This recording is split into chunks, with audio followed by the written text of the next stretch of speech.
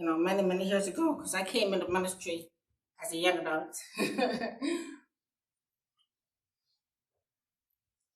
Which is why I was so resistant at first. I was young and stupid.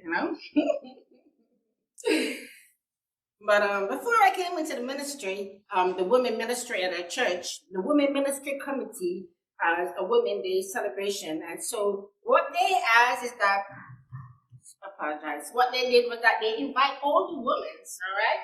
Whatever hobby you do, whatever you like to do, just to come up and share it. So it was like a talent sharing day, but it's not talent, it was hobby or the things you like to do. And so I'm just there minding my own business. When the sister beside me, she knows I'm always writing my journal, and she was like, "Why don't you go ahead and share with your journal?" And so I looked at her, I'm like, "What is there to share? It's just writing in their journal."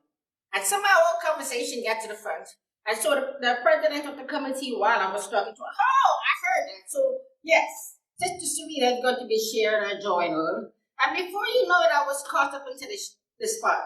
And so I didn't even know what to share. It didn't make any sense for her to share this, right? But then I remember I prayed about asking God just to show me what to say to these people. But Jordan was my passion. And so I didn't know how to bring my passion to people. And so back then, when I came up, what I did was I had the idea to bring all my journal. And so they had a folding table put out for me, and I put my journal there and I hide them. And then I began the presentation. And when I unveiled my journal, people were so shocked because I had over 100 journals on that table.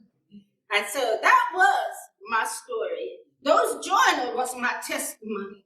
Those journals was my prayers that was answered. Those journals was how God growing me in my faith. Those journals was time when God shows up for me. So I wanted people to see how many times God has shows up for me without even knowing it. My journal impacts so many people when they look at how much God shows up for me. Because I remember my first writing in my journal, I didn't even know what I do. But today, because God has grown me in the spirit, I become better and better each and every day. And so my journal was a testimony. And then I remember, a couple of years ago, I went to this pastry in my job, to get my morning coffee. And someone stopped me. And he said, "I know you." I wanted to say, "I don't know you," but I keep my mouth closed.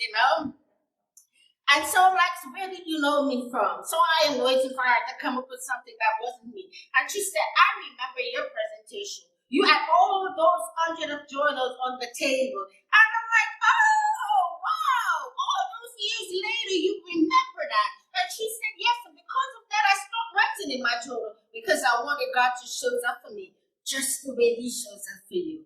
I was so impressed. And then a few years later, someone again asked me to share. And I realized, you know what? This is my story, my testimony. I am no longer going to keep it secret. And since then, I haven't been keeping it secret.